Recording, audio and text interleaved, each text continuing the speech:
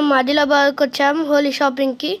So ఈ Holi shopping అయితే అంబేద్కర్ చౌక్లో ఉంది. సో మనం ఈ షాపింగ్ వచ్చేసి ఫస్ట్ మనకి బత్తీసర్ల పేరు కనబడ్డాయి.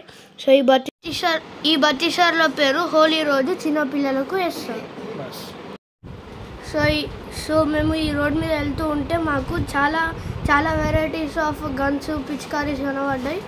ఇవి చాలా తక్కువ రేట్స్ ఉన్నాయి.